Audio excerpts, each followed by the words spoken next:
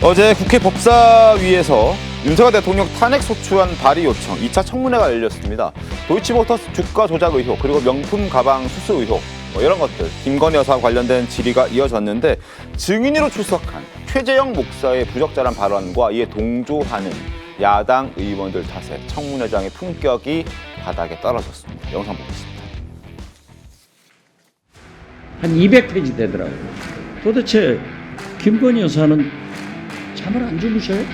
새벽 3시, 4시 문자를 계속 주고받던데? 사적인 거는 알 수 없지만 부부 생활은 없는 것 같습니다. 한 침대를 쓰는 분이 외간 남자들이랑 통화하거나 카톡하는 건 쉽지 않겠죠. 네. 주로 3시 새벽에. 심한 말씀이고. 네. 알면 알수록 놀랍습니다. 이렇게 새벽 3시, 막 4시 막 이렇게 카톡을 보내는 게 유성범은 의사 진행 중이요. 오밤중 아니 야밤에 이런 카톡을 한 것에 대해서 내용도 내용이지만 그 횟수에 대해서 정말 경악할 정도입니다. 옆에 있는 윤석열 대통령은 뭐 하고 있었습니까?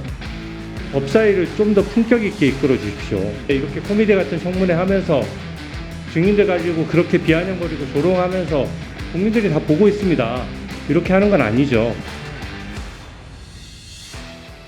최재형 목사 발언, 부부 생활은 없는 것 같다라는 저 발언을 시작으로 난장판이 돼버렸습니다. 어떻게 좀 보셨습니까, 송영 변호사님?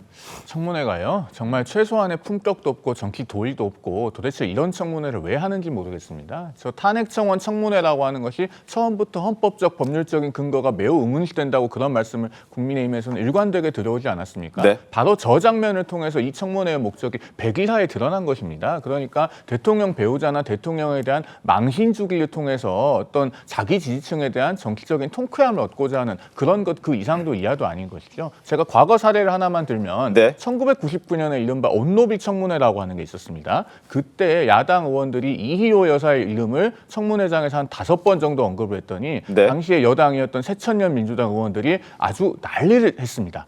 그런 사례가 있었는데 지금 발생한 일은 그것보다 한 수십 배 더한 것이죠. 그 아무리 야당이라고는 하지만 최소한의 정치적인 금도는 좀 지켜야 된다. 그런 말씀을 드리고 싶습니다. 알겠습니다. 그리고 아까 영상에도 좀 잡혔지만 박지원 의원마저도 그건 좀 심한 말씀이고라고 얘기를 할 정도로 좀 중재시키고 자제시키려고 했는데 그걸 또 정청래 위원장이 받았습니다. 받아서 또 설명을 하고 위원장이면 좀 중립을 지켜야 되는 것 아닌가 싶은 생각 드는데요. 김진욱 대변인. 정청래 위원장이 청문회를 운영하는 과정 속에서 네. 조금 더 품격 있는 모습을 보여줬으면 좋겠다라는 부분에 저도 좀 동의되고요. 네. 다만 이런 부분은 좀 꼭 말씀을 좀 드려야 될 것 같아요.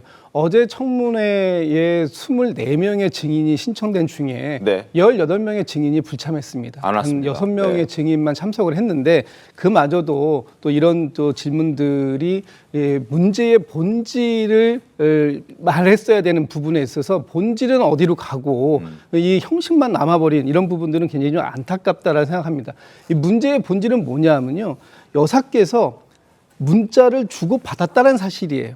수백 통의 문자를 주고받았다는 사실이고 이 여사의 생각이 당선되신 이후에 그 영부인의 지위에 있는 상태에서 여사의 생각이 바깥으로 여과 없이 이것이 공개되고 그 문제가 나갔다라는 겁니다. 그렇다면 이 부분에 대해서 그 문자의 진이라든지 아니면 내용이라든지 이런 부분들을 더 신랄하게 짚어줬어야 됐다. 그런 부분들이 어제 많이 그 모습을 보여주지 못한 부분은 정말 너무 아쉽게 생각합니다. 그럼에도 불구하고 네. 어쨌든 여사께서 문자를 주고받은 사실 그 내용에 대한 팩트 체크 이런 부분들은 분명히 필요했다라고 저는 좀 말씀드릴 수밖에 없을 것 같습니다.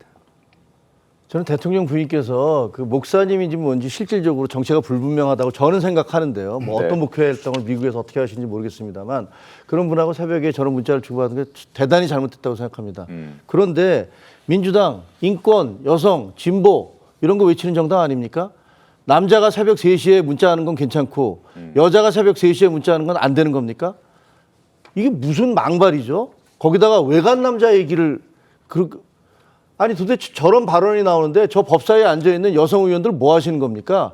왜 이런 식으로 얘기하시면 안 된다고 왜 들고 일어나서 얘기하지 않습니까? 그 박은정 의원도 거기 계시던데 조국 혁신당인가요? 네, 네.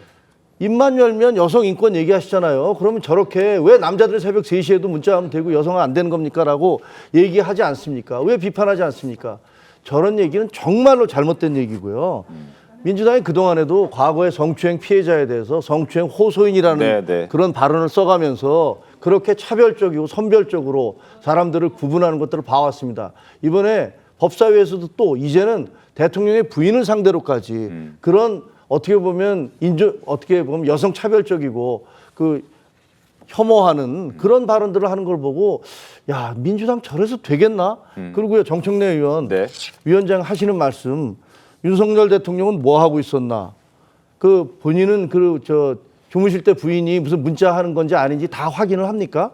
그리고 이해도 안 되고 납득도 안 되고 용서도 안 된다. 누가 누구를 용서를 합니까? 무슨 권한으로 누구한테 용서라는 단어를 쓸 수가 있습니까? 법사위원장은 그런 식으로 얘기해도 됩니까? 대통령이나 대통령 부인에 대해서 아니고 그냥 일반 사람에 대해서도 증인에 대해서는 나왔던 증인들에 대해서 퇴장을 계속 그냥 그 밥 먹듯이 남발하면서 거기다가 뭐 다른 박지원 의원은 한 발 들고 두 손 들고 서 있으라는 그런 망발까지 하시고 도대체 법사위라는 게 뭡니까? 정말 국민의 한 사람으로서 부끄럽게 짝이 없고 제발 주진우 의원이 얘기한 대로 제발 최소한의 품격을 좀 지켜주십시오. 알겠습니다. 최재형 목사 또 이런 얘기도 했습니다.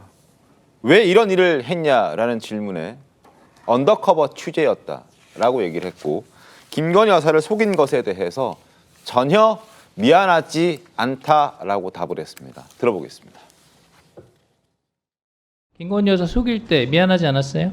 전혀 미안하지 않았습니다. 사적인 감정을 저는 의로 승화시키느라고 저도 굉장히 고통스러웠고 고민이 많았습니다. 몰래 카메라를 동원하셨죠? 우리 저 여사님 찾아뵐 때. 미국에서는 네. 언더카바라고 그럽니다. 언더카바라고 몰카가 하나요? 아닙니다. 언더카바 취재 차원에서 여러 가지 선물을 제공했고 청탁이 이루어진 것은 한 건도 없었습니다. 자, 저런 얘기를 했습니다. 목사라는 분께서 왜 언더커버 취재를 하러 갔을까요? 네. 사실 저도 어제 그 청문회장을 보면서 본질은 어디 갔을까? 국민 여러분들께서 보고 싶었던 장면이 바로 이런 장면이었을까라는 생각을 좀 해봤습니다. 일단 개인의 그런 사적인 문자 내용이지 않습니까? 네. 그런 개인 간의 그런 메시지들, 그것들이 이렇게 전 국민에게 공개가 되었고 그 공개된 메시지 자체가 어떤 기획된, 의도된 그런 문자 메시지였다는 것, 이것까지는 이제 국민 여러분들께서도 아마 좀 판단하실 수 있는 문제일 것 같은데요.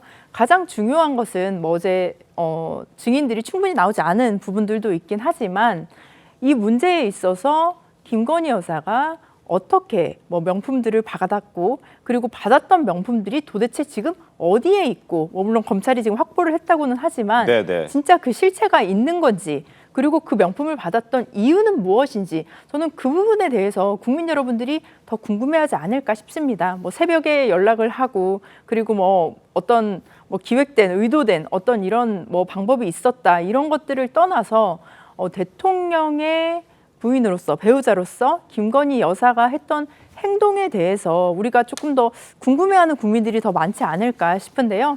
이런 부분에 있어서 의혹들이 굉장히 많고 국민 여러분들께서 좀 의심하는 부분들도 있긴 한데 이 부분이 좀 정말 명확하게 나오고 있지는 않는 것 같습니다. 그래서 저도 어제 청문회를 보면서 저도 뭐 국회의원을 했던 근데 어차피 명확하게 입장에서 나오지 네네. 않을 걸 알면서도 저렇게 했다고 하는 지적들에 대해서는 어떻게? 네, 그래서 저도 알겠습니까? 그 부분에 있어서는 조금 일부분 좀 공감하는 내용도 있습니다. 네. 그래서 정말로 우리가 이런 청문회를 하고 증인에게 질문을 하고 대답을 듣고 했을 때에 우리가 정말 국민들이 납득하시기에 정말 시원한 어떤 그런 대답들, 명확한 대답들이 있어야 하는데 그렇지 않고 자꾸 본질이 흐려지고 그 주변만을 어떤 가십 같은 경우처럼 알겠습니다. 되는 게 조금 안타깝고요. 보시는 국민 여러분들도 어제는 조금 기분이 그렇게 좋지는 않으셨을 것 같습니다. 알겠습니다. 제가 뭐 평가를 하기 좀 그렇습니다만 뭐 일각의 지적들은 민주당이 이런 걸 노리고 했고 무리하게 증인들을 신청했고 좀 과한 측면들이 적진 않다라는 지적들도 있는 게 사실입니다. 이 부분에 대해서 저희가 좀 더 논의를 하고 싶습니다만 더 얘기가 공회전처럼 돌아갈 것 같아서 더 이상 얘기하지는 않겠습니다.